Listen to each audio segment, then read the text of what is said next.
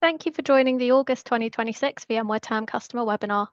This webinar is organised by the VMware TAM organisation to provide our customers the opportunity to interact with great speakers about content that will help them get the full benefit from their VMware software.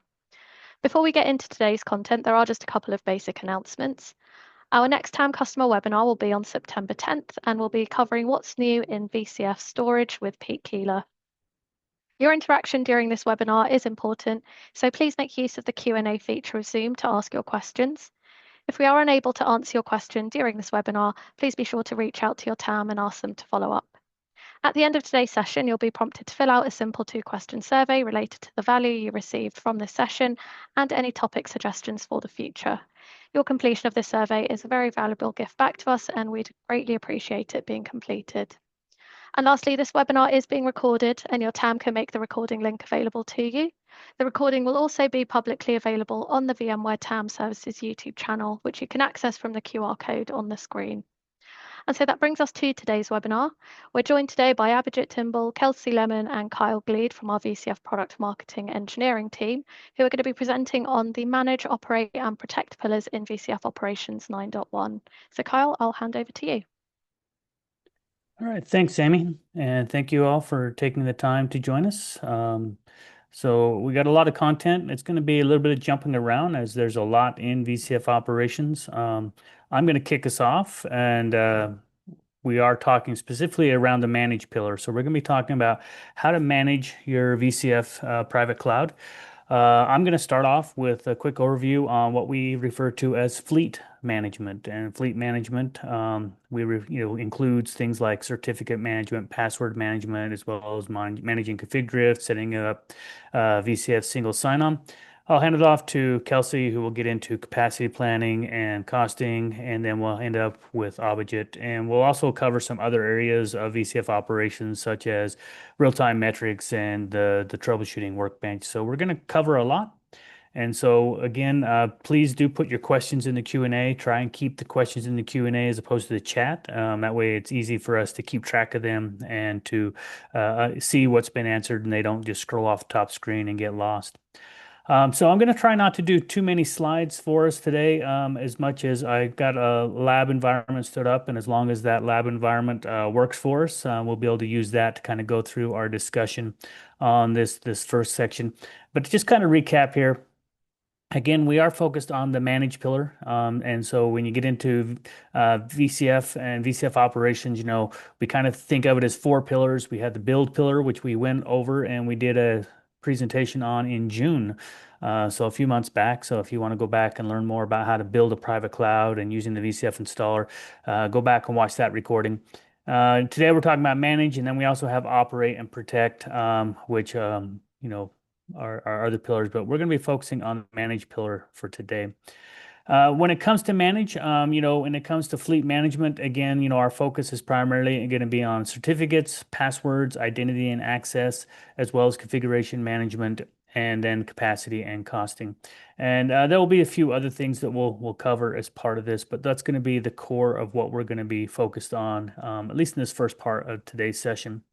In terms of identity and access management, just a couple of high-level things before I jump over to the lab environment and do the demo. So with VCF 9, we have centralized on a single VCF, single sign-on, VCF SSO. When we talk about this, a lot of times we're so used to hearing the concept of vCenter SSO, and we're very familiar with that we sometimes don't catch that subtle distinction between VCF SSO and vCenter SSO. So where vCenter SSO is used at the vCenter, and you can add like Active Directory and identity providers behind it, and you can log in with your credentials to vCenter.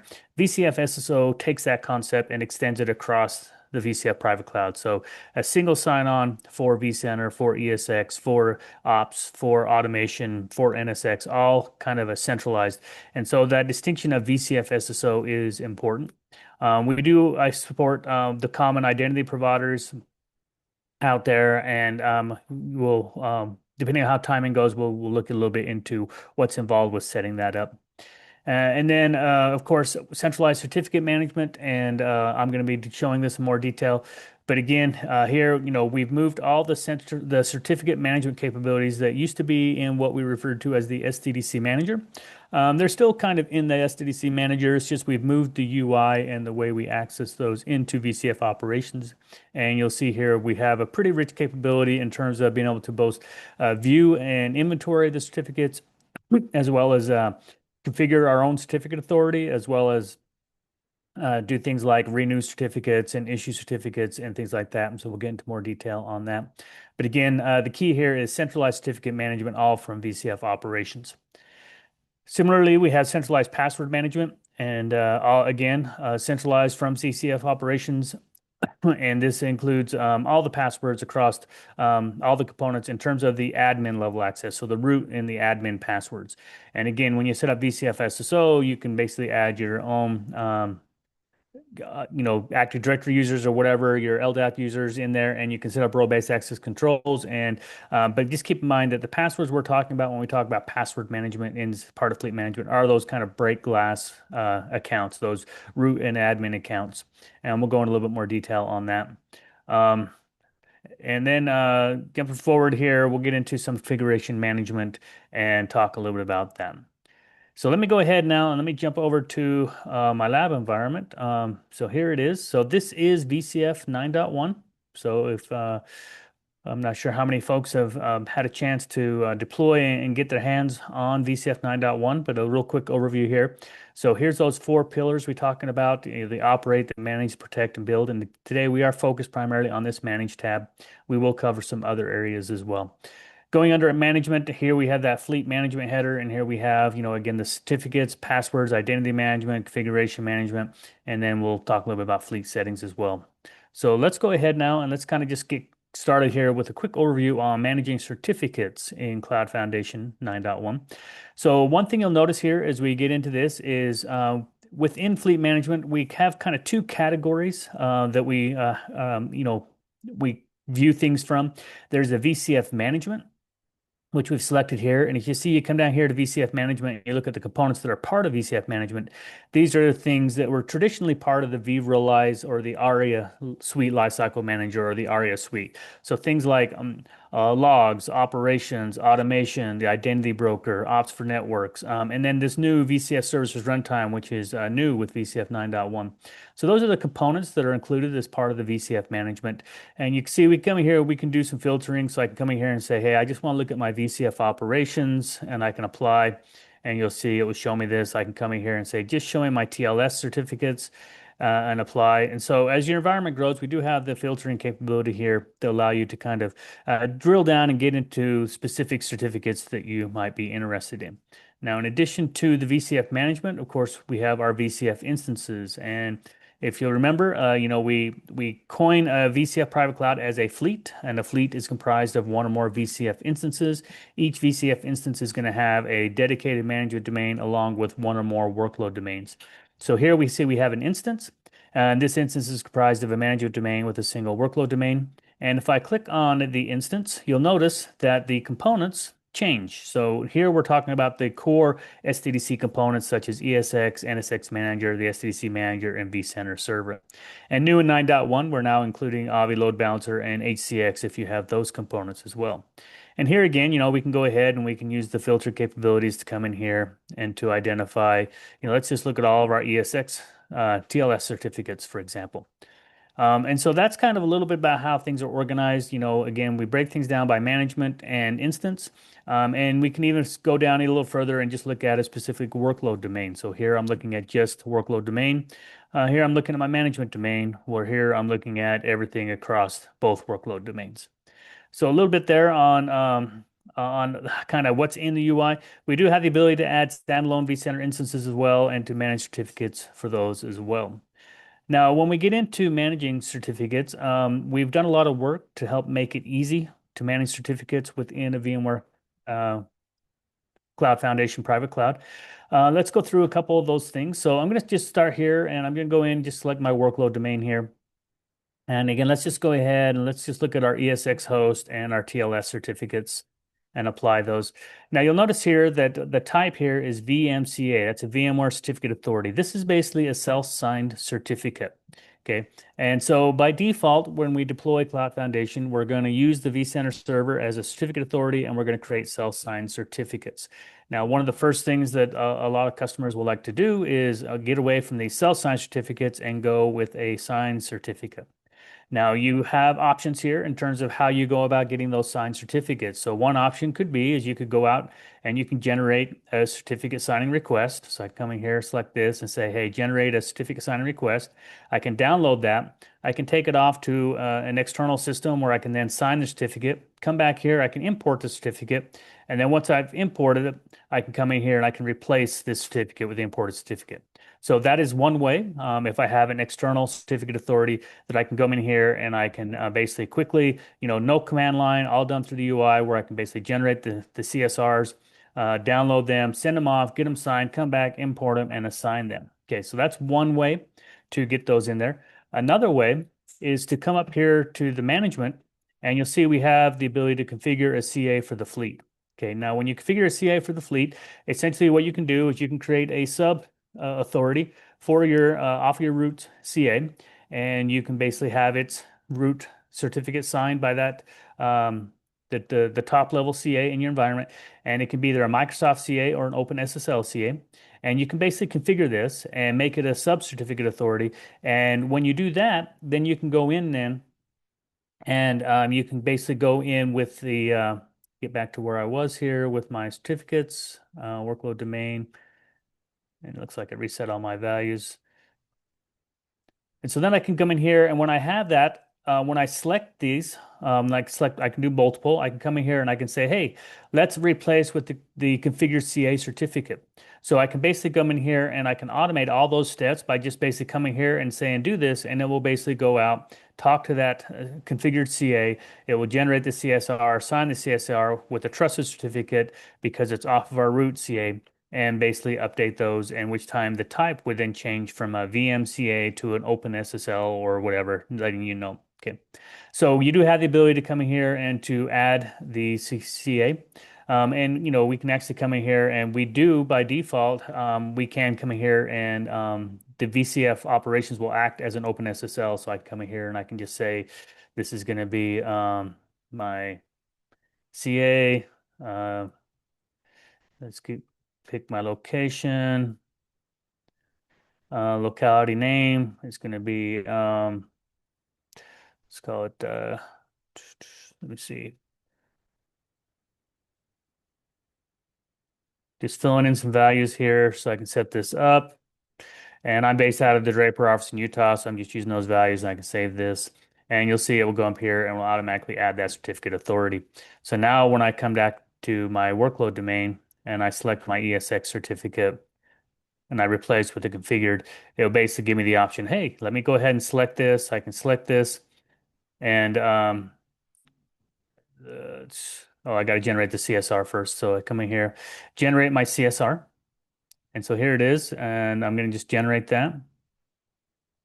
And you'll see you kicks off these tasks up here, and you can monitor them up here. You can see you can do things in bulk. So if I had like 4 hosts, I could do it in 4. One thing to keep in mind is while it does let you select 4 and do them in 4, behind the scenes we are doing them one at a time. As we're dealing with certificates and there's the trust being established, we won't take all 4 hosts and just shut them down and disconnect them all at once. We're going to do one host, make sure the trust gets reestablished, and go to the next host, the next host. So so we do have the ability to do them in bulk. They are executed sequentially for obvious reasons. Okay, now I come in here and verify and just proceed. And you can see that it kicks off another task up here. Now we can go ahead and view the task. When you view the task, you'll notice that it's going to take you over to under administration down here to control panel. And you see here's the task in progress where we can manage those as well. And so that's a quick overview on the certificates. So if you got any questions about those, feel free to put them in the chat. We'll try and get to those. I may not get to them till I'm done presenting. I hand off to Kelcey, so it may be a little bit of time, but I'll try to get to as many of those as I can. But hopefully you can see here get an idea of how easy we've made certificate management within VCF operations, under Fleet Manager certificates, and we have these abilities. The one last thing I probably should point out is, when we look at certificates, one of the big things is the expiration and the renewal status. And we want to make sure that, we don't have certificates that expire. We want to be able to keep up with that. And you'll see everything here is going to expire. But what if we want to, you know, that's a long ways away. They tend to get forgot about, and then when they expire, we get surprised. But if we don't want that, we can come up here and activate auto renewal. So we can come up here to the management level, and we can basically activate renewal and basically say, hey, we want you to auto renew these things as they come up, and we set that, and then you can see the auto renewal status will get updated based on the certificates where I activate the auto renewal. So we do have that ability as well. Okay. Now, with that, let me go ahead and shift gears over to passwords, the next one down the list. Okay, so now passwords, similar to what we saw before, we have passwords are divided into the VCF management components, which again is the automation, operations for networks, the VCF services runtime, which is that new component. And you come in here, you can do some filtering, and you can see the different accounts and the passwords. Now, notice that there's nothing in here that's going to show you what the password is. So when you do the deployment, we will generate a list of the passwords that are assigned, and you can kind of vault that and keep that handy. But you do, when you come in here, you do have the ability to see. You can see when it expires. You can see the status of the passwords, but we don't tell you what the password is. And I'm going to show you how you can get that if for some reason you forget, or if some, professional services came in, deployed it, and they left, and now you don't know what the passwords were, how you can do this. But you'll notice here we do see we have one password expiring in the next 30 days. We have two expiring in the next 60 days. I'm doing some filtering here. If I clear all this, and we can basically look, we can see my VCF operations for networks password expires on 5 September. My VCF operations and operations proxy passwords expire on the 20th of September.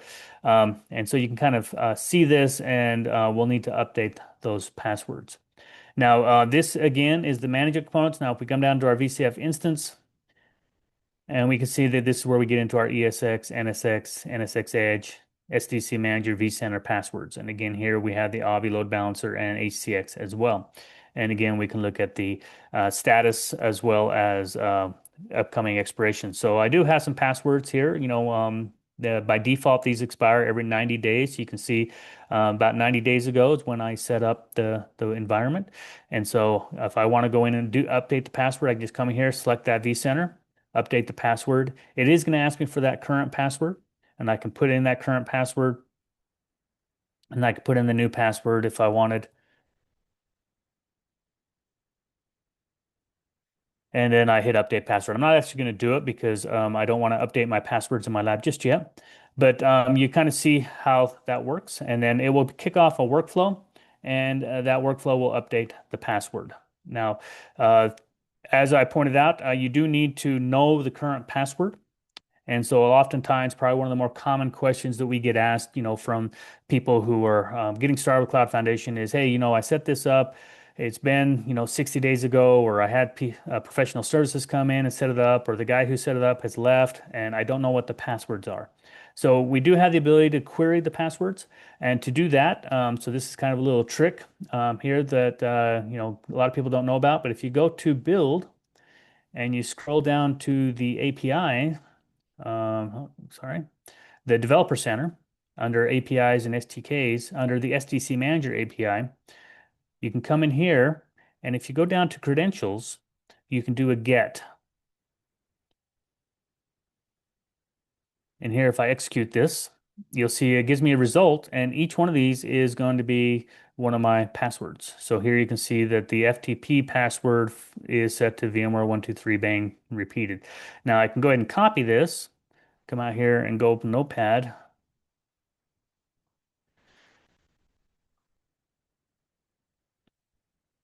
And I'll just paste this in there, and you'll see how it's going to have all my accounts and all the associated passwords. So if I want to look for my administrate.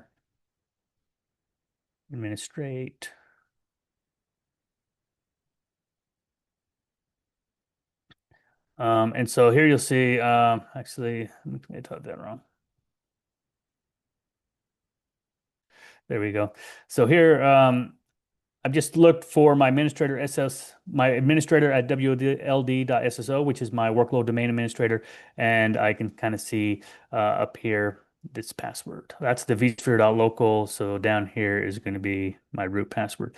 So this is how you can basically get access to the passwords again using the API, so that when you come into the manage and you're dealing with passwords and you need to update a password, and you don't remember what that previous password is, that's the way you can go ahead and get those passwords. Um, the other thing about the passwords is the password policy. So one of the things we've done, in the past with earlier versions of Cloud Foundation or when customers who are running, vCenter together with ESX, together with NSX, as a company, we have a standardized password policy. We want all passwords to be a certain length, have a certain complexity, but yeah, we would find that different products would implement those differently. Password requirements for vCenter was different than the password requirements for NSX, which is different than Ops. And that could create some challenges because, how do you get those all in sync? So with VCF 9, what we've done is we have implemented a standardized password policy across all the products. And you come in here under fleet settings and we can manage those policies. So by default, we have our default policy set here. And we can go in and create our own policy as well. So I can come in here and, for example, I can see the default settings here, but I can create my custom policy if I wanted. And maybe I want to make my passwords a little more secure. So maybe make them 17 characters. They got to have at least 2 uppercase. Make it however you want it. And then once you're done, you can basically create that policy. Okay. Now that I have this policy created, I can go ahead and assign this, and I can assign this either to different components or to the fleet. So if I go ahead and assign this to the fleet, it's basically saying, okay, I'm going to assign this to the fleet. So the fleet is going to include, automation, operations, ESX, NSX, so all the components in the fleet. And now that I've assigned the policy, it's asking me, hey, do you want to run a compliance check? And so the compliance check basically says, okay, you've changed this policy. Now we can run a compliance check and we can say, hey, are we in compliance? So down here we have our components. We got a management and instance, and it will basically go through and run a compliance check and come back and tell me. And the result here should be that I'm out of compliance because I have changed those password policy settings and made them more complex. So it's not going to go in and change the passwords. What's going to happen now is when I go in and I go into the password management here and I update a password, it's going to require that I conform with the new password policy. So where before it could have been 12 characters, it's now going to make me do 15. So when you change the policy, when that password comes up to be expired and to be refreshed, I can go in and it will basically enforce that on that renewal of the password. Okay. So that's kind of the passwords. So we went through certificates, password, a little bit on configuration management. We do have the ability to come in here and to basically capture templates of vCenter and of our vCenter servers and our clusters, and we can basically establish these templates, and then we can basically monitor for drift. So I can basically come in here and say, hey, I want all my vCenters to be configured a certain way. I want SSH to be turned off. I want certain settings to be applied. Same thing with my clusters, the host of my clusters. And I can create these templates and I come in here and I can basically use this feature to detect any drift that happens. So that if somebody goes in and turns off DRS or somebody enables SSH, it would basically detect a drift. And then I can go in and I can actually remediate that or identify that in a proactive way. So right now it's telling me that everything's good for my vCenters. There's no drift detected. And in my ESX clusters, it's actually doing a config drift right now. That's because I did have a schedule running where it will go out and check based on a schedule that I defined. Yeah. So that's pretty much the quick overview here. So coming back to the fleet management. So I'm not going to get into the tags or the identity and access very much simply because of time. We could have a whole separate dedicated session on this, but essentially what the single sign-on does is it basically allows you to go in and it has this interface where it will walk you through the steps to go in and to set up a identity source. And then once the identity source is set up, you can basically configure um, the single sign-on for vCenter, NSX, and so the basically you can basically make it so you can log into all the components from a single with my Active Directory credentials as well. It does require some signing VCF roles and setting up roles, which is why it takes a little bit of time because you have to kind of go in, look at the default roles, look at the capabilities there, set up SSO, assign those roles, and then you basically assign the VCF SSO to the different components. Okay, so that's kind of the identity and access, but that's a quick overview of the fleet management. Okay, so I'm going to go ahead and shift gears now because I only have like a few minutes left, and we're going to talk about another feature called real-time metrics. So real-time metrics, if you go under build, when you go into VCF 9.0 and you go under lifecycle, this is actually 9.1. This is a 9.1 feature. This is the VMware Services platform or the VCF Management Services, VCF Services Platform or VCF Management Services, both names. But you come in here and you can see that if we go into the services runtime, this is essentially, if you scroll down, and I'm going to make this very kind of give you the simplified version. It's essentially a Kubernetes cluster on which we're hosting a number of services. And so these are VCS services get instantiated on this Kubernetes cluster. And you'll see one of those services is real-time metrics. Okay. And if I come back up here to the real-time metrics and I select on real-time metrics, you'll see that I can manage this service. I can see the status, I can see the size, and I can go under actions and I can scale it up. I can add more storage. I can create sort bundles. I can even stop and start the service. So, so that's kind of the how the service gets enabled. This is not enabled by default. You will have to go in and enable it as a day two operation, which is why I'm showing you where under the build tab where you go in and enable the service and how you can basically go in and monitor it. Once it's enabled, you access it by going into the workbench. And from the workbench is where you'll go in and enable it. Now, one thing about real-time metrics, and one of the most common questions we get is what are the metrics that get collected and how often are they collected? So real-time metrics, we're basically changing from collecting metrics every 20 seconds, every 5 minutes, which is the default inside VCF operations, to enabling them every 20 seconds. And it's only a subset of the metrics. It's not all metrics. We have essentially three categories of metrics. We have standard. We have the essentials, which are enabled when you enable real-time metrics. They're always on. Then you have standard, which is an additional set of vCenter metrics that can be enabled. And then we have ESX top, which is an additional set above that, which can be enabled for the ESX. And as the name implies, and this allows us to bring in ESX top certificates, metrics. Now, the ESX top metrics are collected every 2 seconds. Okay. So one thing to keep in mind is when you enable real-time metrics, you get the essential metrics by default. And these are in the documentation in terms of what all is covered. And there's about 350 different metrics that will be covered with the essential. Now, if you want to enable the additional vCenter metrics and the ESX top metrics, then you have to go into the policy here. And in the policy, you edit the policy, come down here to real-time metrics. And this is where you can see standard has been activated. And if I go into the host system, it's activated. So in this particular lab environment, I have enabled metrics across the board. So we have all the metrics. Now with that, if I come back here to my workbench and I come in here, and you see that we can start by just going in and searching for an object. And here in the workbench, we now have the real-time analysis section here. Okay, and so under real-time analysis, this is where we see those real-time metrics being exposed. So here I'm looking at CPU and memory, and I'm looking at an overview. And I can kind of see how I've got some spikes kind of reoccurring here. And so if I want to investigate that further, I can switch over to a host-centric view. And here I can see that a little bit more detail in terms of what's going on. This is showing me each of my ESX hosts. I can zoom into these graphs, of course, and I can verify that if you look at these timestamps, these metrics are being updated every 20 seconds. So we are getting real-time metrics inside of VCF operations here. And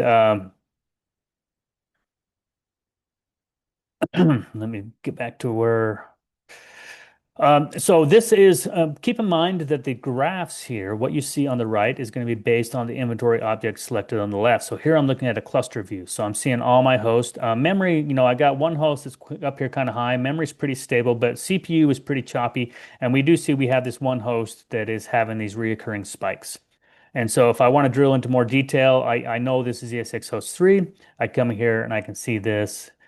And I see that, hey, we're in the midst of another spike going on here.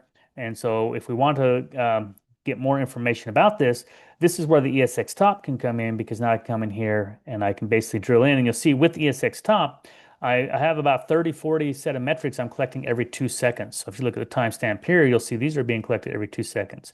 It can get a little overwhelming. You need to zoom in, and this can be, it's we're seeing the data come in. It's real time, and we're seeing a 2 second metrics collection. But sometimes it could be a little hard because there is so much data that we need a more filtered view, and that's where the top end comes in. So here I can come in, and instead of having to look at the overview, I come in here and I can select specific metrics that I'm interested in. And I can say, okay, let's add another one. And so here I'm just looking at the CPU throughput, and I'm going to look at the CPU contention, and I can run this, and you'll see I can get customized views where I can come in here and zoom in, and I can use this to kind of help troubleshoot and investigate what's going on. Okay. Now, in addition, I can also create custom queries using Prometheus query language or PromQL. So here you just put your PromQL query. Now, if you don't know PromQL, we do have this query builder helper that will help you come in. So here we can just take an example. We'll take the CPU capacity, paste that up here, and run this. And you can see how you can basically quickly build this. Now, the value in the custom query is not so much that you can do the custom query. That is, helpful and allows you to get into very good detail and stuff. But when you do these custom queries, you're going to want to save these. And we can go in and we can create custom dashboards using these queries. So here's a very simple custom dashboard I built where I basically can click on a host, and it will basically show me what's going on with that host in terms of these metrics. And these metrics are all based off of the PromQL. And you can see here the query is running there. And so that's pretty much the overview of the real-time metrics feature. And so to make sure I leave time for the other presenters, I'm going to kind of leave it here. So do put your questions in Q&A. And Kelcey, at this time, I think I will hand it off to you, and you can get into the next section. All right, let's do it. Let's go ahead and get my share set up. Let's go ahead here. And boom. All right. So with that, right? So let's just go ahead and sort of just transition, right, to one of VCF's biggest enhancements, if you will. So I'm not just going to be talking about health and diagnostics today. And so as you can see here from this slide here, a lot has actually been enhanced, right? And one of the things that I really want to emphasize to everyone here today is that these capabilities, they're not just bolted on additions, right? They're actually purpose built. They're deeply sort of integrated, if you will, into the VCF platform. And they're really designed to Kyle's point, to sort of surface that right signal at the right time, almost real time, right? So whether you're a generalist administrator, managing hundreds of VMs, or if you're a senior architect, that's responsible for like multi-instance, multi-domain deployment, you're going to find these features really, really useful, right? And so with that being said, just want to sort of set the stage with a problem statement, right? In terms of why the development team spent a lot of time here in terms of what we were trying to solve, right? And so one of the things that I want to point out is that, as your infrastructure, as it grows in scale and complexity, right, traditional monitoring tools, they're eventually going to reach a breaking point, right? We've all been there, right? Your infrastructure grows and your existing dashboards that Kyle just showed, they may feel adequate at the time until they don't, right? And so when a crisis hits, alerts, they arrive too late, your teams get stuck in sort of like this root cause scavenger hunt, right? Across these disconnected interfaces and dashboards, and they spend more time actually fighting the fires and actually preventing them, right? And so with VCF 9.1, we're actually delivering a unified sort of evidence-based sort of architectural shift, if you will, right? So we're basically moving away from these fragmented views, right? And these reactive escalations into an era that I like to call sort of like this proactive control, right? We've got unified visibility. And so with that, what I want to do is I actually want to just take a moment, sort of dive into the core capabilities before we actually go into a demo itself.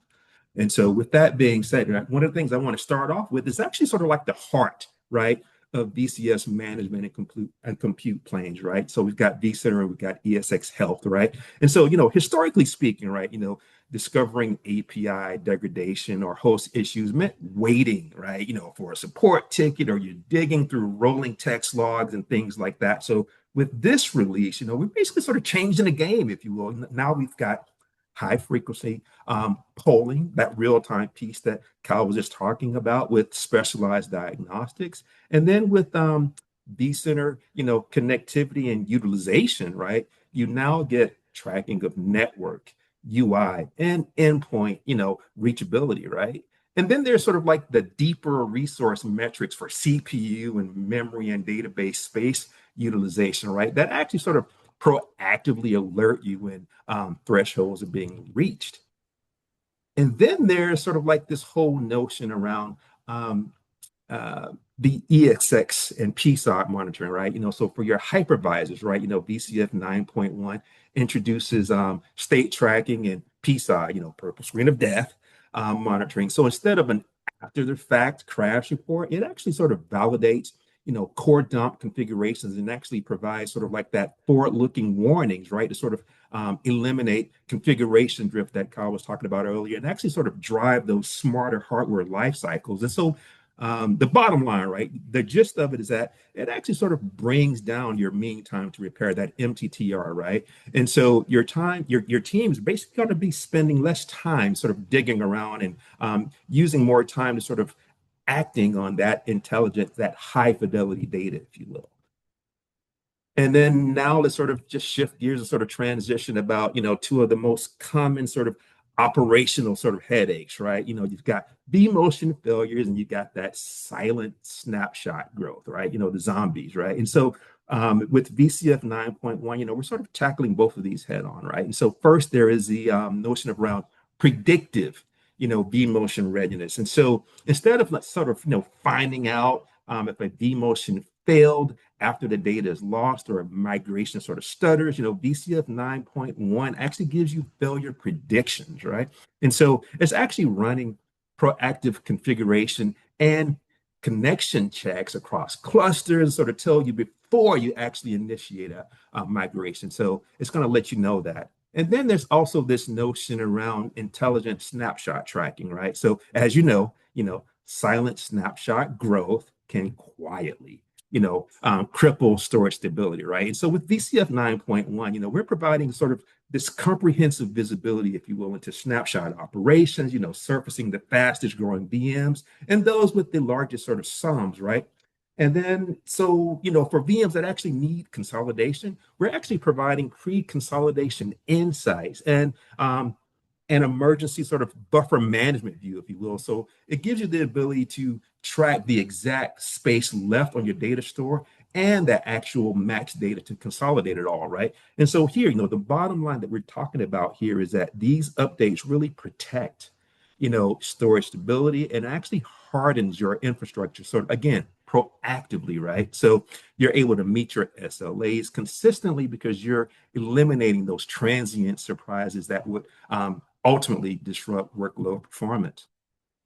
And with that, what I want to do real quick is sort of just talk about how VCF 9.1 optimizes, vSphere high availability, right, and vSAN storage, right? And so with vSphere HA policy audits, right, 9.1 actually sort of provides a dedicated audit dashboard that actually tracks agent status and configuration errors across all of your clusters, right? So it actually sort of calculates your CPU, your memory failover reservations, and actually maps them visually against your emission control policies, right? So if a host has issues, VCF will immediately surface it with recommended remediation steps.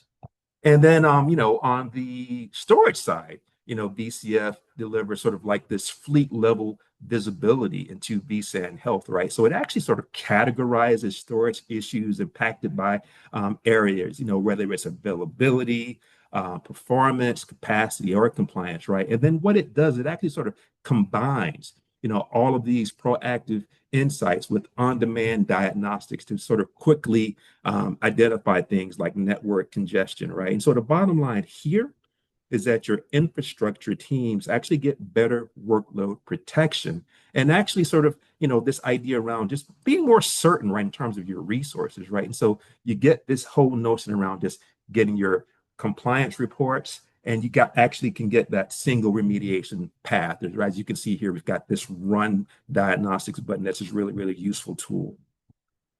And then finally, what I want to do before I actually go into the demo itself is sort of just talk about networking, right? So historically speaking, right, network virtualization meant, managing different isolated silos, right? You got your tier 1, your tier 0s, you got your gateways, you got your edge clusters, you got your physical host metrics, they're all basically just disconnected, right? And so with VCF 9.1, what we're really doing, we're just breaking down those silos, if you will, by sort of like embedding comprehensive NSX health and utilization into the core operations view, right? And so with that being said, there's 3 things that's happening here, right? So with the unified networking health, if you will, you can actually track the cluster status of your NSX management plane, your edge appliances, your ESX host networking. You can do all that at a glance, right?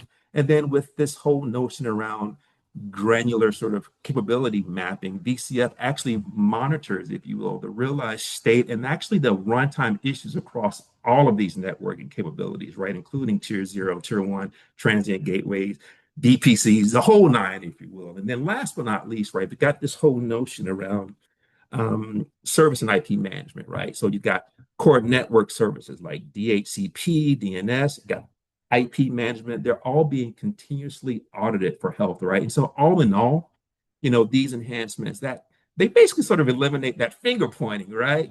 Between your infrastructure and your networking teams, right? So everyone sort of gains this unified visibility, right? You get that proactive guidance and you get ultimately streamlined IP management, leading to much faster MTTR, right?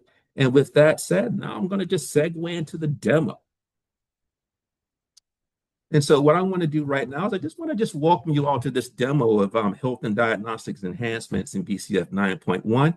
And so in this release, we're actually transforming how you manage your environment, again, moving away from reactive firefighting to proactive insight. And what this means for you is you get faster issue resolution, reduced downtime, and basically the confidence, if you will, that comes from truly understanding your infrastructure's health, right? And so the diagnostics feature is now conveniently located under the operate menu. And you're going to immediately notice on this new left-hand navigation pane that allows you to access VCF instances and vCenters, including those standalone vCenters, right? So whether you're managing a fully integrated VCF stack or standalone vCenters, you now have the benefit of one unified view for diagnostics across your entire estate. So again, no more jumping between tools. And so to start off right, we've significantly enhanced vCenter health monitoring with features that give you operational intelligence. Availability metrics now provide detailed API availability percentages like SDK endpoint and UI endpoint availability instead of that reachable status, right? And so this means that you can create precise SLAs, you can set meaningful alerts, and demonstrate service quality to your stakeholders with real data. Right. And this service has actually expanded service monitoring from 6 to 18. So for critical services like DPXD, Envoy Sidecar, we've got detailed charts for memory usage, connections, and thread site utilization, complete with warning and critical thresholds. Right. And this is really, really powerful because now you can spot resource exhaustion or even thread contention before users experience slowdowns or even failures. And then in the snapshot sections, we've got this new VM with snapshots tab that actually reports on VMs with snapshots older than 3 days or exceeding 3 total snapshots. And this means that you can basically sort of prevent performance degradation and storage exhaustion by managing snapshots proactively, right? You can catch those runaway snapshot chains before they actually consume your data stores. And then there's also, new vSphere HA support that I talked about that provides immediate insight into your cluster sort of high availability readiness, if you will. So you got a cluster summary that includes resource allocation graphs that dynamically reflects your failover policy. So whether you're using dedicated host or cluster resource percentages, right? And so basically what this means is that you can quickly verify that you have sufficient resource degradation configured for failover, right? So you no more wondering, if you will, if it's protected or not. And then as you can see here, we've got the configuration and we've got the agent error tabs that highlight issues with corresponding KB articles and even monitor that agent status, right? So this means that you can address your HA configuration gaps again before a disaster strikes. Now let's just sort of dive into the ESX health component, right? Where we've introduced, again, several critical checks that keep your host running smoothly. We've got reachability checks that report connectivity for vCenter, for NSX Manager, and VCF operations to each host, as you can see here, right? And this really matters because you're now able to instantly identify networking or connectivity problems before they cascade into larger outages. And then as I sort of scroll down here, you're going to see this whole notion around connectivity health, right? And what this basically does is that it actually sort of monitors, expiring certificates, the NTP drift, the DNS issues, including forward and reverse lookups, right? And then as you can see here on the lower right, we've got the service health piece that actually allows you to do things like monitor VPXA, hostd, vSAN, and even the PSOD aspect of it, right? So you got the hardware sensor status, you got your memory errors, you got your service health, all of that's being monitored here. And then, this release also sort of integrates, vCenter's vSAN health workflow directly into this sort of cross vCenter storage operations page here, right? So with this integration, what that basically means is that you can actually sort of troubleshoot and resolve vSAN health issues across your entire environment within a single pane of glass, right? So this means that you can view detailed alerts, you can access guided remediation steps, those KB articles, and you can identify, again, those performance bottlenecks, again, proactively. That's the recurring theme here without switching consoles, right? So, and all this is being done in an effort so that you can keep your software-defined data centers, performing optimally, right? And then this release also brings comprehensive sort of VCF networking and health monitoring, right? So now you can actually monitor all of your networking components, right? You got your vSphere networking, you got your NSX managers, you got your clusters, edge nodes, host transport nodes, you got all of that happening here. And it's providing these guided workflows to help you sort of root cause your problems very, very quickly here. And then last but not least, right, 9.1 introduces VCF management, that services platform. Again, it's a single endpoint that monitors all of your VCF workload components by building these cross relationship with other adapters like vCenter, right? And so with this integration, you can access these dashboards that provide overall cluster health, CPU and memory usage, as well as the status, right, of all of your services that you're truly proactively sort of monitoring, if you will. And so all in all, right, the net here is that these health and diagnostic capabilities is basically, again, represents that fundamental shift in terms of how you're going to be managing your environments. And with that, I am going to turn it over to Abhijit. Thanks, Kelcey. So let me share my screen.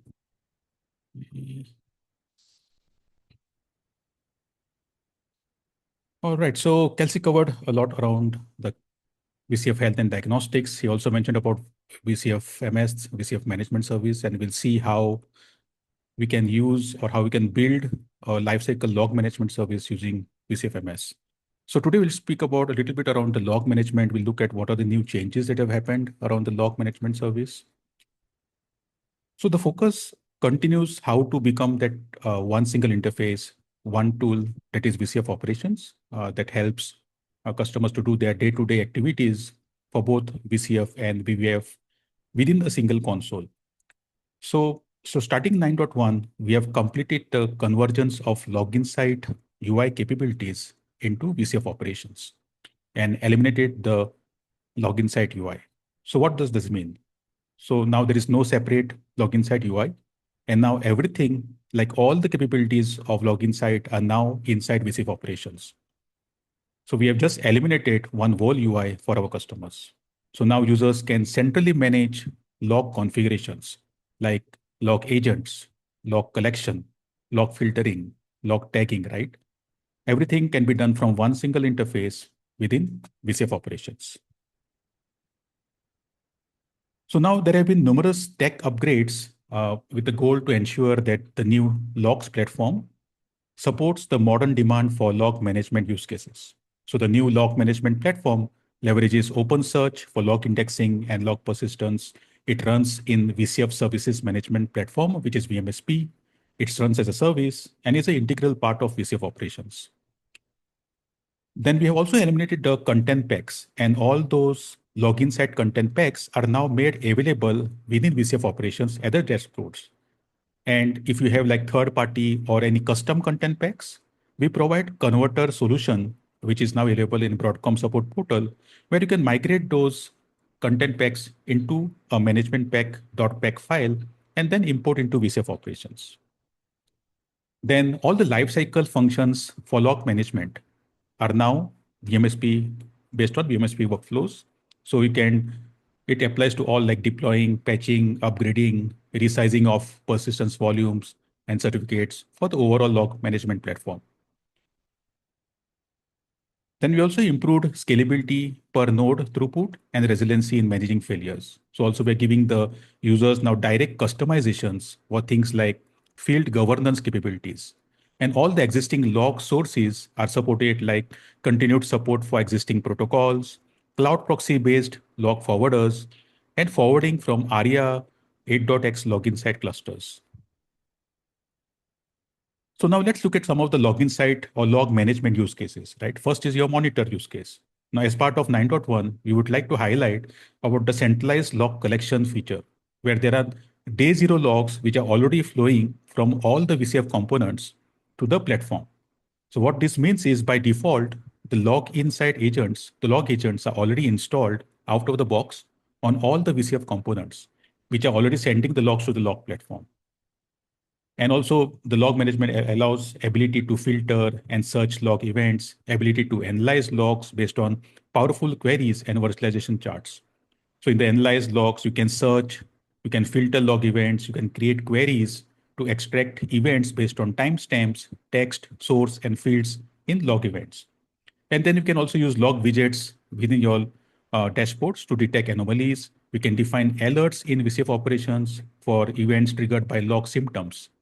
So alerts are triggered when incoming logs match the defined alert criteria and contain log entries corresponding to the alert's configured object type. Then we can now troubleshoot with logs, right? So while troubleshooting, you might have to analyze logs from multiple systems that interact with each other. So for a specific time interval, you can run multiple queries with different query criteria to search for logs from various systems.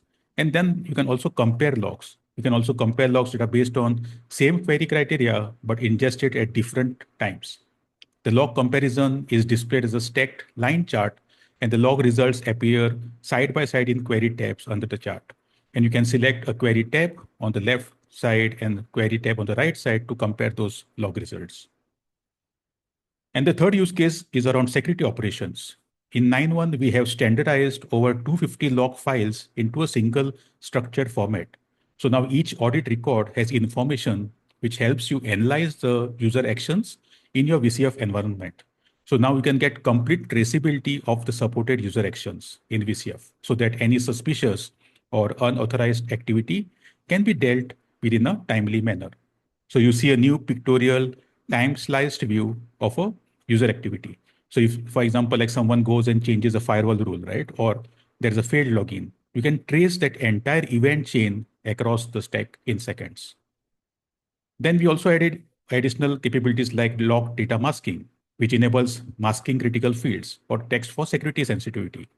So these are useful for removing sensitive information. Then also improvements to data sets and RBAC. So we want to have better access control of the logs across different teams with improved RBAC and data set. So you can define scopes for log data sets as a restriction. So for example, a scope can be restricted to logs where like the application team, like NSX team, who are only interested in viewing only the NSX logs, right? So we can just specify those level of scopes. Or it could be like any application who wants to view only application-specific logs. The roles also have been enhanced to include log pages and all other aspects within the access control list. So there are also improvements in terms of scale and performance numbers. So we have achieved like approximate 4 times improvement in log ingestion speeds. Log storage efficiency has increased by roughly 58%, which significantly improved query performance for fast search results. So do check out the VMware Configuration Maximums website to find out the new scale numbers for log management service for other deployments. Then we have fully integrated log experience, like out-of-the-box pre-installed agents are now embedded natively within all VCF components, enabling automated, centralized configuration and log collection. And then we also have AI-ready platform. So by providing readily available tokenized logs that are fully open API compatible, we ensure that your structured and unstructured telemetry is now perfectly primed to feed advanced downstream analytics and intelligent automation frameworks. So let me do a quick demo of the new log management capability. So I'll go to 4. So we are already logged into the VCF operations 9.1. To start with the installation workflow. So logs management component is not part of the day 0 VCF installation flow. So customer first deploys VCF through the VCF installer and then logs into VCF operations to perform day-end tasks like installing the logs component. So here we have logged into VCF operations, and when we click on logs, we see that logs component is not installed. So once we click here, it will take us to the build section where whole lifecycle operations are done. So logs is now a VMSP service which runs in VCF service management platform, and all its lifecycle functions like deploy, patching, upgrades, resizing persistent volumes are based on VMSP workflows. So here we select logs component from the dropdown. The installation wizard requires at least one FQDN and IP reservation. For the brownfield scenarios, there is an option to import configuration from an existing 8.x logs cluster by providing FQDN and admin credentials. So here we provide the FQDN for the log service and provide the sizing, which is determined by t-shirt size. So if we select medium, you can see the number of replicas and the resource requirements. If we select large, we can see the resource requirement for large cluster. So in this case, we are going to select small size logs component and do the installation. So in this guy, click on next and submit. So once we submit the installation request, we can track the status by getting into the task section. So you can track the entire workflow for the logs component installation. So we see that the task is completed and logs component is successfully installed. So now if we go to components, you see that logs management service is installed. Under actions, we can see different scaling operations. So all of its lifecycle functions like scaling can be performed here. We can increase the storage size here and also generate support bundles during troubleshooting scenarios. And also the on-off operations can be performed from this page. Now, as the logs component is installed, next step is to enable log collection. So we enable log collection by getting into operate, administration, integrations, and the VCF accounts tab. So here we make sure that all the vCenter accounts has the log collection enabled. Same thing for NSX as well, also for the workload domain. So here we see that logs collection is enabled. So now under configurations, we see a new section called logs management, which contains various tiles to manage and fine-tune logs management component. So this includes new features as well as capabilities based on conversions from previous versions. The logs collection tile allows us to configure log sources, manage agents, agent groups, and set virtual load balancers. The log sources page lists all the VCF components that are configured for log collection. So you can see the NSX managers that are configured for log collection. We can see the VCF operations with the log collection details. So let's get back to the vCenter. Here we see some additional options where we can edit log configuration. We can set different log filtering levels. We can define custom fields to tag logs originating from specific files for easier filtering within the analyze page. We can update the different logs configuration. We can enable disable logs configurations. Same thing can be done for ESX as well as for the vSphere supervisors that are configured within the vCenter. As part of the convergence capability, we see the agents tab, which allows us to configure logs agents for the workload VMs and applications from within VCF operations. The good thing is all the VCF components have the logs agents installed by default as part of the day 0 operation So here we can monitor the agent status, the events that have been sent, uptime, and also the status of the agents. Then we can manage authentication secrets, which are used for authenticating with VCF operations. The log agent can be downloaded from Broadcom support portal to install on the application VMs. Then we have the agent group configuration. So agent group allows you to apply similar configurations to specific subset of agents. For example, here we have an agent group created for Oracle application where we're looking for all the hosts with identical host names. And then we have a specific agent configuration. So for example, you might want to group all the log management Oracle application agents separately from the any other database application agents. Then we have the integrated load balancer, which allows you to manage the IP and DNS addresses of their log management deployments. So you can basically segregate logs based on different tenants based on the text field. So we also see the saved queries. So this saved queries widget is basically enhanced as part of the convergence capabilities. We have more out-of-the-box saved queries now to use within the logs analyze tab. Users also have the flexibility to build new custom queries and save here. So under configuration, we also have the field library governance. So this is a new feature that got added in 9.1 for optimization and to improve platform performance. It lets us view all the fields that are categorized as indexed and non-indexed. So by default, system-defined fields mandatory for the system are marked as indexed. Custom fields from ingested logs that are not known to the system are marked as non-indexed and discovered. So users now have the option to select or to manually index a discovered field for faster query times. So in this case, I'm selecting the cluster field and enabling the indexing. As part of the convergence, we see additional widgets like the log forwarding. So log forwarding tab enables forwarding a selected set of logs based on filter criteria to a third-party endpoint. So users can also forward logs consumed at the receiving end for bucketization. Then under configuration, we also have the external storage widget. So here we can configure external storage for legacy, import, export, large logs, and also for log archival for compliance and regulatory needs. So customers do archive logs for like 5 years and 7 years, and sometimes maybe more. So when you configure external storage, you can add, edit, mount, and delete both NFS and S3 storage types. So here we support S3 and NFS storage type. In this case, we have an S3 storage configured like min.io in this case. And again, it's not limited to AWS S3. The log processing widget includes all the convergence capabilities like log masking, where you can mask critical fields or text for security sensitivity. So this is useful for removing sensitive information. Then we have the log filtering, which allows you to filter or remove unwanted logs based on filter criteria.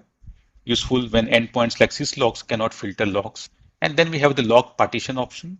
This is logical segregation of logs based on various criteria such as retention, routing, and filtering. For each partition, the retention period can be defined, the status active inactive is shown, and the rules are evaluated from top to bottom, allowing for changing the order. So in this case, we have the NSX logs where we have set the retention period, and also we have enabled the archive location and defined the storage path as well. So we have archived the NSX logs to the S3 bucket. Now under log partition, we see a new option to import logs stored on external storage S3 or NFS to make them available for querying and analysis. So here we're going to import the archived logs which are stored on S3 bucket. So I'll give a name here. I'll select the source as min.io, give the storage path and also the date at which we had archived these logs and import. So now we are importing the logs from the archived location. So now if I go to the logs analyze page and under partitions, you'll see the archived logs. So here I have only the log coming from the imported archived location for analysis and to compare. So we can also compare logs. So here I'm going to select logs from the current date. These are all the NSX logs. And then I'll add another query to select logs from the archived location, select the date and compare. So now I'm able to compare the NSX logs from the archived location with the current ones. So this is useful during the troubleshooting scenarios. Now there are also new capabilities that got added under log administration under the control panel access control. So under scopes, when you click on add, you see that we can now assign log dataset. So dataset allows defining restrictions on which specific set of data a user can access. So you can define a filter here. In this case, I'm selecting application name as NSX. So here I'm setting a scope where I can restrict logs or to a specific application team like NSX team who are only interested in viewing only NSX logs. The roles also have been enhanced to include log pages and all other aspects within the access control list. So if you go to access control, roles, add, and search for logs, so you can see like we have better RBAC control for managing logs configuration. There are also optimization improvements. So if you go to global settings and system settings, so now customers have options to enforce or disable SSL for syslog and API injection through system settings, controlling which ports are exposed. Also, we see a newer option to enable or disable event processing for event types and trends for log analysis. So disabling this feature will improve the performance. Also, a new logs service health dashboard is introduced for monitoring and troubleshooting logs service. So if you go to VCF operations, so you'll see a new logs management health overview dashboard. So here we can see like it is structured around 4 sections, that is alerts, ingestion, retention, availability, and operational async to detect any operational issues within the logs service. The logs analysis page also has received workflow related and changes and fine tuning to make it more usable and easier to consume the service. So under fields, you can see there is a new field called SDComp ID. So we'd like to highlight that there are some day zero logs which are already flowing from the VCF components to the platform, and those can be searchable by this filter. So here you can get a breakup of logs by ESX, by VMSP's component, by ops, NSX. So you can get a breakup of logs by all VCF components. You also have an option to export the event results in JSON format or any other format, and you can export it locally or to external storage. A number of public APIs are now grouped and are available under the Build, Developer Center, and API SDK section. So here you can access all the logs management APIs for using it with your automation tools.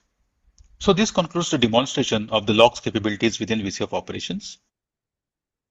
Okay, so this was a quick overview about the new updates to the log management service. Now let's move to VMware Kubernetes service updates. So VMware Kubernetes service is the native Kubernetes service in VCF for customers to run containerized workloads in Kubernetes clusters. Now, one of the major updates in 9.1 release is automated monitoring for VKS workload clusters, aligning with the automated monitoring which we already had for supervisor clusters. So what it means is like the manual process of installing the Prometheus and Telegraph agents on the VKS workload clusters is now fully automated and requires no extra step. So this is possible using the new add-on management frameworks, which is available using the VKS version 3.6 and above.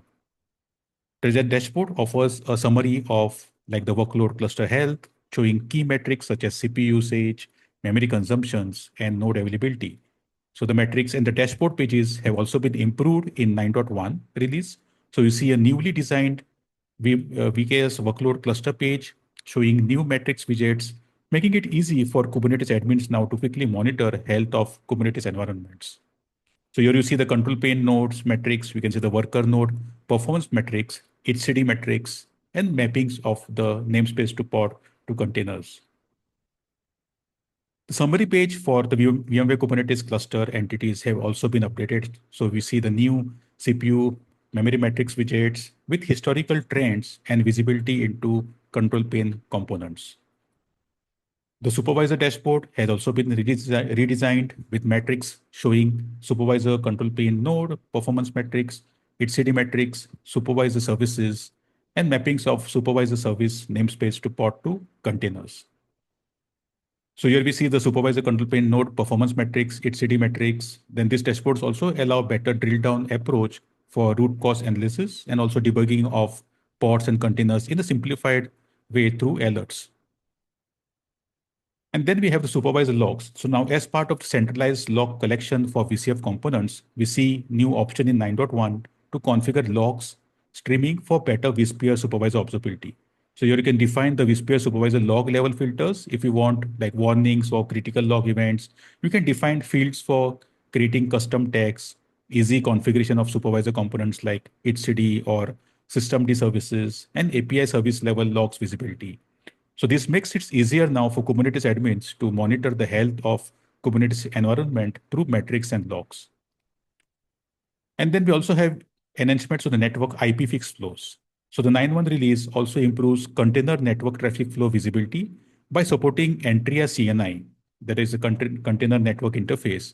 So you see new dashboards within the top Docker network flows page showing top consumers in your Kubernetes environment. You see an end-to-end network path topology visibility across container endpoints with worker node details supported by rich network traffic metrics like your session counts, networks, and bandwidth traffic metrics.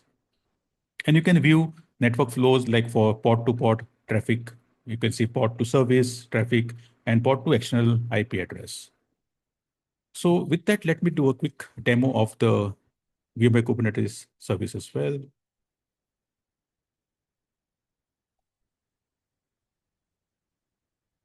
The VCF 9.1 release expands monitoring capabilities for VMware Kubernetes Service.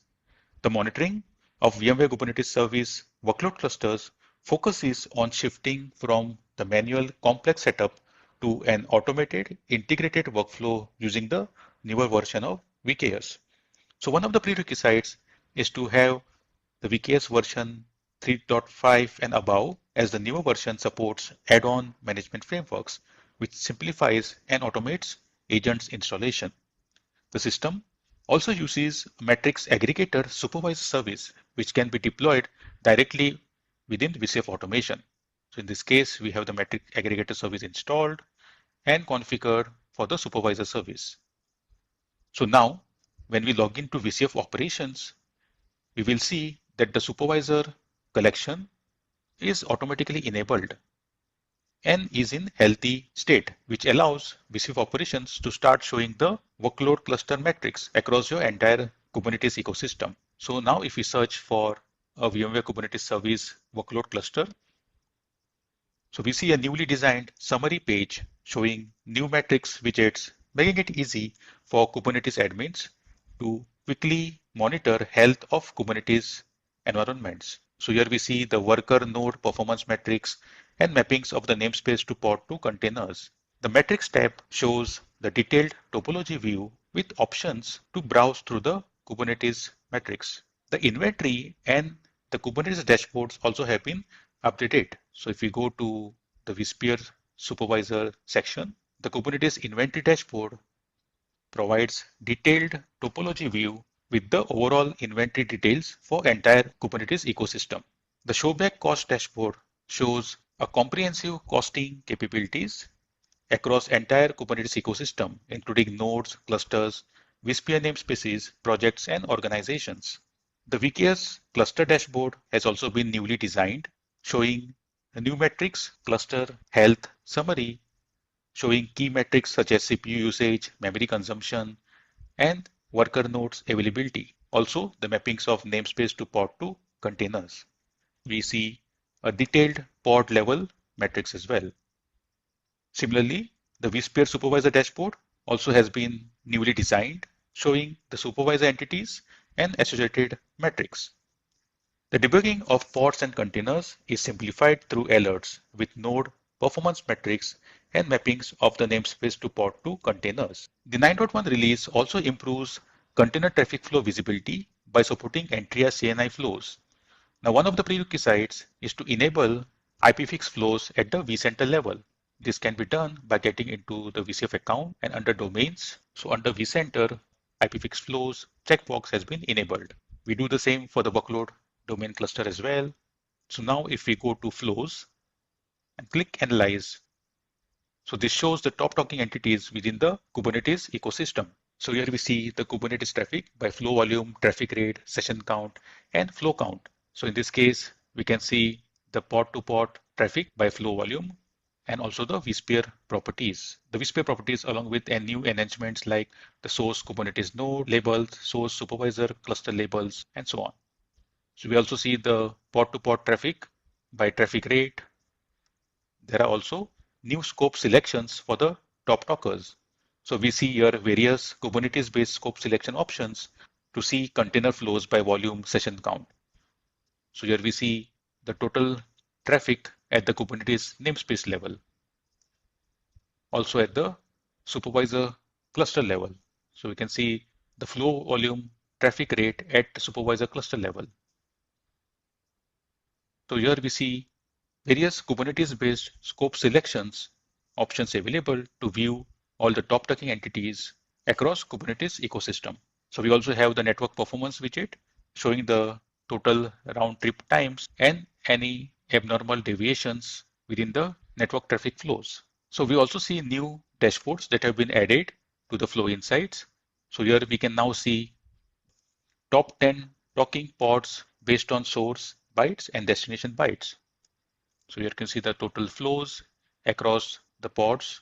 We also see the top 10 flow count pods, which helps analyze individual pods opening more sessions. So we can see more details in the flows page. Similarly, we can see the pod-to-pod network traffic. So here we see the top 10 pod-to-pod bytes. We can also see the pod-to-service communications. We can see application or service level communications here. The top 10 pods talking, the traffic rate, and so on. Also, the pod to external IP showing the traffic that flows to external IPs. Also, a cumulative bandwidth for pod to external showing the total traffic on external IPs. So we also see the node throughput. Here we show the throughput at application level, like which nodes are talking maximum. We show traffic rate between the nodes, forwards and reverse traffic rates with flow details. We also support Entria and Kubernetes network policies, and we can view traffic for every policy. So this concludes the demonstration of the new monitoring updates for VMware Kubernetes service. Okay. And the last topic is on security posture management. So compliance, again, is one of the most painful part for security and compliance team. So the new security posture management feature within VCF operations is now designed to allow operators to measure, view, and easily remediate non-compliance at scale for larger environments. So the process to set up security posture management has been highly automated, which simplifies the setup. So there are three out-of-the-box benchmarks, which includes the PCI DSS, the VCF 9.x security configuration and hardening guide. These are all both compliance benchmarks. The third benchmark is VCF 9 general controls, which is a VCF specific benchmark. So the PCI DSS for VCF 9 benchmark, for example, is made up of 136 different rules covering all components of the stack, like your ESX, NSX, VCF operations, vCenters, virtual machines, and so on. So looking deeper, we can see each of the rules within the benchmark and the conditions which are accessed over several pages. So VCF operations provides an option for admins to browse additional benchmarks which can be downloaded from the Solutions Exchange. Now, security and posture management is available to use and is licensed as part of the Advanced Cyber Compliance, that's ACC add-on. So benchmarks again can be enabled in just a few clicks, which align VCF infrastructure for best practice security and compliance. So the default policy or the custom group can be used here. So now once a benchmark is enabled, VCF operations allows an admin or operator to run an assessment across VCF infrastructure. And then the compliance assessments are configured to run daily. And assessments are quick to run for smaller environments. So for the overall compliance score is a percentage, again, based metric derived by dividing the total count of compliant results. And for more details, operators can always generate a PDF or also generate a CSV report, providing a point-in-time records and actionable list of non-compliant objects. So the VCF Operations Console provides searching and sorting capabilities to help quickly identify any areas you want to focus on, such as rule name, severity, components, and remediation rules. So Another feature within security posture management is now that it allows admins and operators to go perform one-click remediation on one or more specific objects or all non-compliant objects across VCF fleet. So upon completing a remediation, all selected objects will align to the rule set defined within the benchmark. In some cases where changes can be disruptive, VCF operations provides guidance on the changes required to bring a massive time saving for VCF operations and is an easy way to ensure all the components of your VCF infrastructure to stay aligned and compliant. And rule sets and benchmarks can also be tailored in several different ways to best suit the security and compliance needs of an organization. So like admins can edit these rule sets within the benchmark. Benchmark can be also cloned so they can be used across different vCenters and VCF instances. So with that, let me do a quick demo of the security posture management as well. Okay, so yeah, so I'm logged into the VCF operations 9.1 console, and you can access the security posture management feature by getting into the protect. And under SPM, you'll see these 3 benchmarks, which are available out of the box. Okay, so you can see like we have already enabled one of the benchmark and it's showing the compliance score is 35%. If you click here, it will show you the control sets that are which are applied, and the view results will show you the breakup of the overall compliance score. You can see the result by components and non-compliance result by severity. As we come below here, we'll be able to see the rule sets and also the non-compliant objects and the compliant objects here. Like for example, if I pick one of this, so it says that this is my rule set, it will show me the non-compliant object and what is the value it's expecting. Similarly, we have other benchmark rules like 9.x general control version 1 and security configuration guidance. Now enabling these benchmarks is very easy. So you click on the 3 dots and just enable the benchmark. This is going to run in the background and it is going to run this 145 rules. It's going to compare this 145 rules against the VCF components and build the result for you. So now, for example, let's pick one of this PCI DSS benchmark page and say, suppose I want to view all the rules specific to vCenter, right? And I want to look at a specific rule with a banner. So I can just go and apply here. And it will show me that, okay, there are 2 rule sets specific to the login banners, where it is saying that, okay, we can configure login banner for the vCenter for SSH, as well as for the vSphere client. And if you go to the results page here and again filter by vCenter and just search for the banner here and click apply. So it says that, okay, these are the 2 rules and we see 2 non-compliant objects, right? So these 2 non-compliant objects are basically our vCenters because we don't have any login banner set for the SSH as well as for vSphere client. So what we can do now is, as I said, like with security posture management feature, we now get a remediation option. So the toolbox which you see here means it can be remediated automatically. So I can just select this checkbox and you see this button here to remediate. I just go ahead and click remediate. So what it says is now it will try to make changes to 4 objects across 2 rules, and it is going to implement the login banners across the 2 vCenters. So I'll click remediate. So now in the background, it is running the remediation step to apply the rule sets and configure the banner. So in case you want to see like what banner is got applied, you can just go and edit this rule set and you can identify that, okay, it will say that this is the rule value. Okay, so this is what the rule banner will look like. And you also have the option to change it as per your organization needs. So this was a quick demo on the security posture management.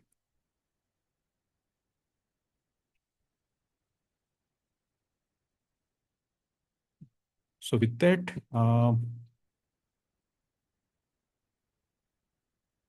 yeah, so yeah, this is some of the, again, some of, you want to, okay, some of takeaways, like some useful links. You can refer, like we have a dedicated video demo playlist uploaded to YouTube. This is for VCF operations 9.1.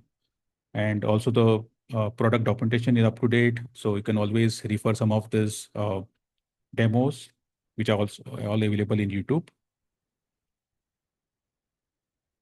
And yeah, so this was pretty much my last slide. Yeah, so thank you everyone for today's joining for today's session. We covered some of the 9.1 capabilities within VCF operations. I hope the session has provided valuable insights and increased your confidence in using these features. So with that, I'll hand it over to Amy. Thank you, Abhijit, and thank you, Kyle and Kelcey, as well, for your time presenting today. It was really great to see all the great new capabilities that we have in Operations 9.1. And thank you, everyone, for joining today as well. Please join us next month when we're going to be looking at what's new in storage in VCF 9.1 on September 10th. We look forward to seeing you then. Thanks, everyone.